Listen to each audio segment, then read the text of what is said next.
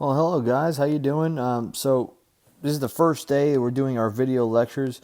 I'm hoping that you guys had a good weekend, and for this upcoming week, we're gonna continue with our PowerPoint. I gave you guys basically a kind of a seven pages worth of like kind of demand concepts that are summarized for you guys. All you have to do is really answer just a few questions. They're basically study guides, just to give you guys some kind of background information about what we're going to talk about for the rest of this section or this unit that we're going to cover supply and demand.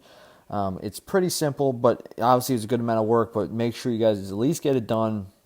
I said at least have it done by, I think it was Monday.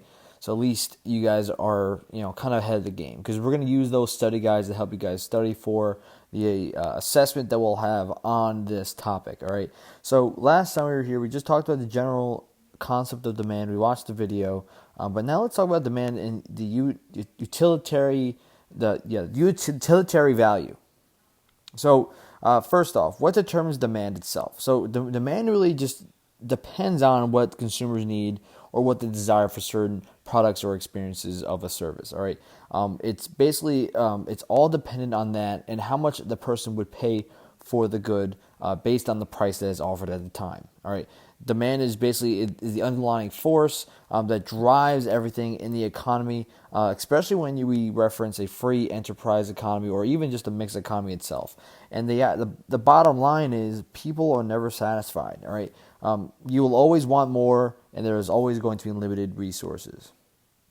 All right, so we already know that a demand curve is always an inverse relationship. So as the prices increase, that means the demand will decrease. Okay, and if the prices decrease, that means the demand will increase.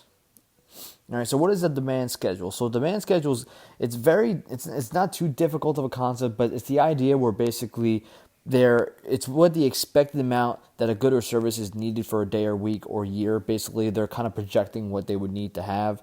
So some idea that you might have an example of is that if you're going to have a party, right, and you know that generally, if you invite, like, let's just say, 20 friends, and you say, well, if each one of them eats at least one slice of pizza, then you should bring about, this many pies. And then if you say, if I increase that by this much, then I should have this many more pies. And so it's almost like an expected amount that you should be getting over a certain amount of variables that are increasing. So when you look at demand schedule, it's kind of like that same idea where you're expecting the amount of demand for a specific good based on a projection that you may have or what you need to have.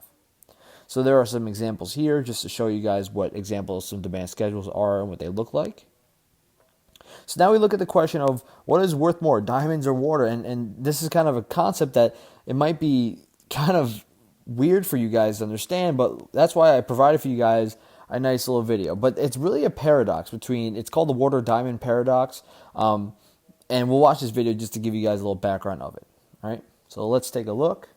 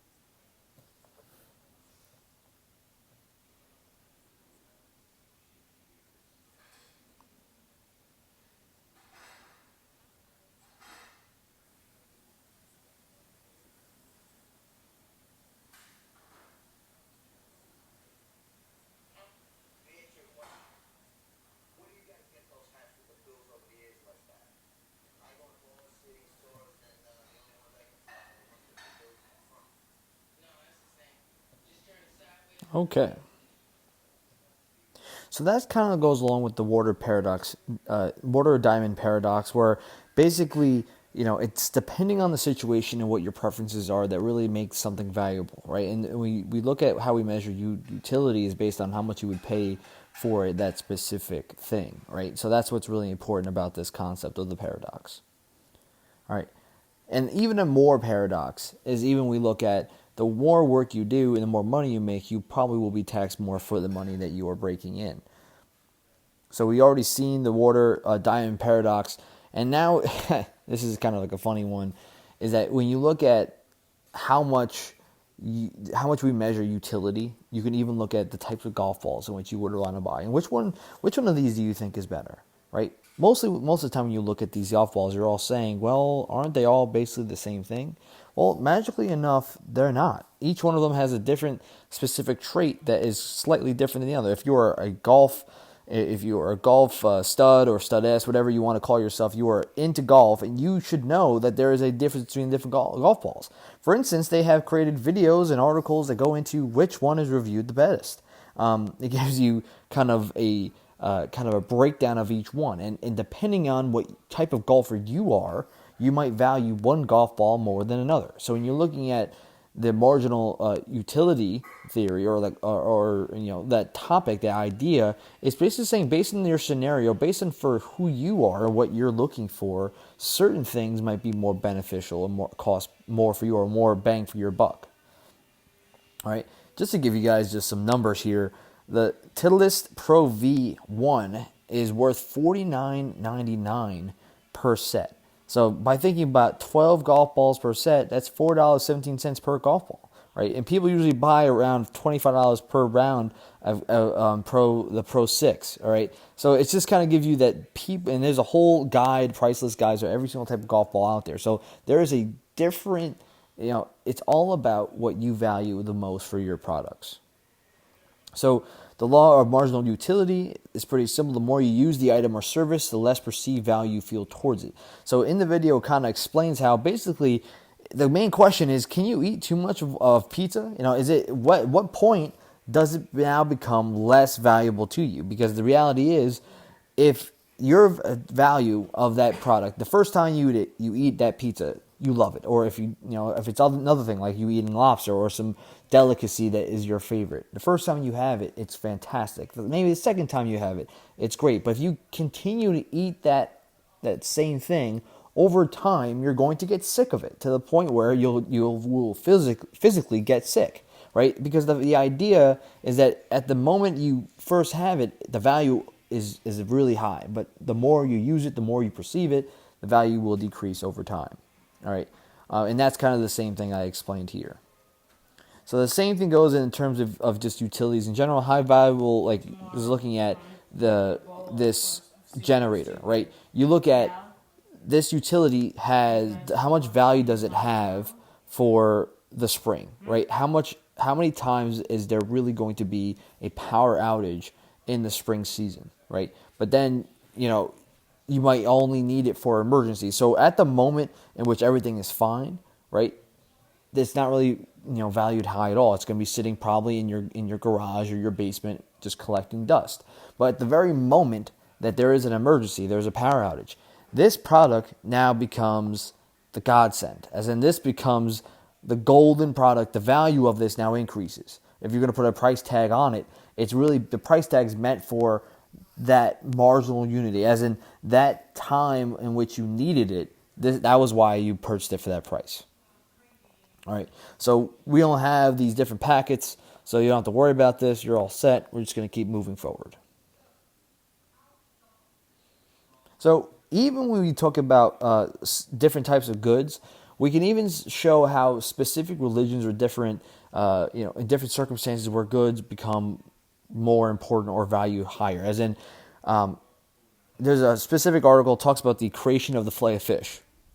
Now, when you looked at just recently we had Ash Wednesday and the start of Lent for 40 days, McDonald's had kind of took upon this in the 1960s, where it's a very heavy Catholic area, and kind of all the burger places were kind of losing out on a lot of money because they couldn't really eat red meat or anything like that. So what they did was they created the filet of fish, and they made a booming amounts of money. And even now, you'll get Arby's. Now they're jumping into the fish sandwich as well, because they're using the same concept of based on the situation, certain products can be deemed as more valuable. Now, you can really like the filet of fish in general. You may not, but knowing that it's during the Lent season, right, on those Fridays, this product now becomes a higher sought out product because of why it's made for. So now we're going to look at the substitution effect and income impact for demand. Okay, so when we look at demand curves, now as I said before, it's a inverse relationship. So it's going down based on the price, and the bottom axis is demand. Now you look at what can cause shifts in the demand curve. Remember, shifts are basically when you look at the graph, there could be two separate shifts, whether it's inward or outward. So if it shifts to the left or shifts to the right. So based on the size of the market is the first one. Consumer income, so that's the income effect, where basically if income increases, that means it will shift outward, as in it will shift to the right, it will increase. And if there's less income, it will shift left or decreases. Prices, so based on other items that it's either competing against, if those prices of those goods become cheaper, and that means more people will want to buy that product than the current product of that demand curve you're looking at, it could shift inward or even the other way around.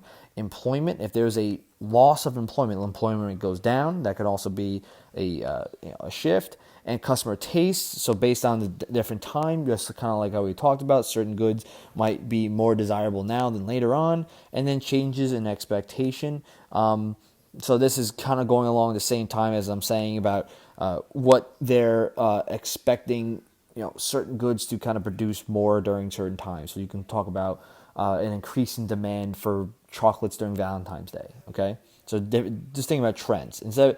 Just to kind of don't be confused. Just think of trends. So what is a good or service? What would you like to have? So think of goods and services. Goods are usually tangible things. Services are intangible things. And let's take a look at this quick video that kind of go over the two different things. Actually, no, it's not a video. Sorry, it's an article. This is gives you a little chart here. I have a video for the next thing. That's why I look a little confused there. But yeah, so the video kind of gives you a nice little chart of everything here. It's embedded inside the PowerPoint, so you guys will have access to each one of those. So we can kind of move on past for that. And the way we measure the value of these different things is really about how much money or what's your willingness to pay for that good itself. So now let's look at complementary goods. So complementary goods definition is goods that cannot be used without one another. So the way that we would think of these type of goods, think of like cars, right? Cars have they had certain things that they need in order to function, as in cars need fuel, right? So a complementary good of a car would be the fuel. You need the fuel in order for that car to run. You can even think about, phones and cell service, right? Yeah, a cell phone, an iPhone is great. It looks great, but you can't use it without actual service, right? So some of these are a little outdated. So when they say pizza and soda, you don't need to have soda to have pizza anyway. But sometimes it's based on your taste, right? Peanut butter and jelly, that's not necessarily always the same. But generally, we look at certain trends and economics activities. Usually, they always associate one with the other. Printer with a cartridge, ink cartridge is a pretty close one. But I would think of more modern examples, things that you kind of use every day that you can't use one thing without the other. All right, so now let's take a look, probably the last section before we finish, the income effect. So the income effect basically is the idea where based on your income, there will definitely be a change in the demand for a good or service based on how much money you're bringing in. All right, so if you are rolling in dough, and I think we talked about this last time, if you're rolling in dough, you have a more expensive taste. All right, and what do I mean by that? So it's kind of simple, really. The more money you make, the more you want to spend it some reason. So in college, you're kind of stuck on money. You guys will probably find this out pretty soon when you get there.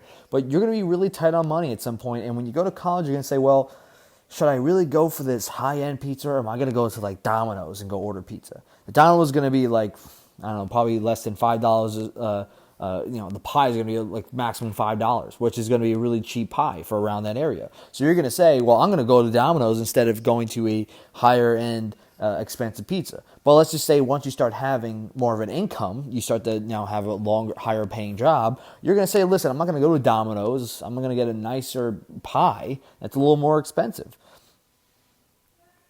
So that's kind of like the same thing I was saying. I was just mentioning. This next slide says about how basically you talk about, in college, even for me, it's also based on your taste too. But let's just say in college, you're not really going out and buying the most expensive of clothing. You're really just wearing the things that you kind of need to live by. But once you start to have a career, your dress clothes become completely different. As in, you might have a kind of a high school job or a college job where you're not going to be dressing up in a suit every day. But once you go to when you're in a full-fledged adult, your income is completely different, and now you kind of feel compelled to be wearing more higher end, classier clothes to kind of fit the package of what you're trying to be, right? Think of the type of car moving up in the world. I told you guys how basically, I had a career. Now I have a full-fledged job, higher paying job. Now I was like, I want to get a car. I used to have the same car for all these different years, and now I have a new car because I now feel like I got to spend that money. It's the same thing. And there's a 30 for 30 documentary I was going to show you guys, but unfortunately, don't have access to it, so I couldn't really show you. But it was a really good one. But yeah, we kind of already talked about this stuff already, so we don't have to keep going. But yeah, let's skip past this.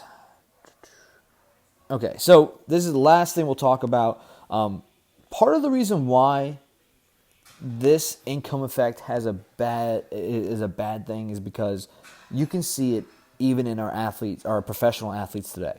Okay, why do professional athletes go broke? Is because the income effect greatly hurts them in the long run. All right, you can look at there's TV shows called Broke that just cover basically how professional athletes have lost all their fortunes for all these years. Even these are star athletes. These aren't just some random guys. These are star athletes lose all their money because of many different things. You look at how basically they have poor financial planning. They're spending these high amounts of money because they think that it's never going to run out. But when the day comes when they retire, that same money flow isn't coming in, and they're still paying the same number because their tastes have just increased over time. Then there's the idea of them supporting a village or basically supporting a bunch of people that they cannot afford to support anymore.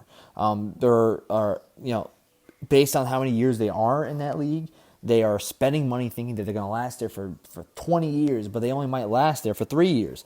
Like in the case of the NFL, usually the average rate of a career generally is around 3 years, right? And that changes based on the league. And I'll show you guys a chart that shows you general average years of career play for all these different sports. But the income effect basically just kind of impacts our athletes tremendously, and it impacts anybody. If anyone starts to gain money at a higher rate than they used to, it changes them based on what they buy, how they act, and unfortunately, if they do not kind of check themselves or at least manage what they are breaking in and be smart financially, it could hurt them in the long run. So this is the chart I was showing you guys. So when you look at the average career span, right, they have all these different sports here, the 4 sports here. Basketball is around 4.8 years. The average annual salary is $5.5 million. Now, these are a little bit different. I mean, as in they're based on over years of changing, because obviously the cap space for each specifically the NFL changes, and generally most sports it does change as well. These numbers will probably be a little bit different. But the fact is that it's when we think of these star athletes, we're always saying, wow, they're getting paid all this money. Yeah, those are the stars. But even when you look at the stars, some sports get paid so much more than everyone else does, right? You look at the NBA, you look at the MLB, the amount of money that they're raking in, on average, is a lot more than probably players you see in the NFL. And a lot of times you start to see how they might live these lavish lifestyles, but they cannot afford to continue that when they retire, right? And that's because it's the income effect in full effect, really. Okay, so we'll finish off with that today. We'll continue with the remaining lessons probably on Wednesday. So just make sure if I assign any assignment that goes along with the video lecture, you guys make sure you complete it for that next video lecture that I mentioned. Okay? All right, guys. Have a good one.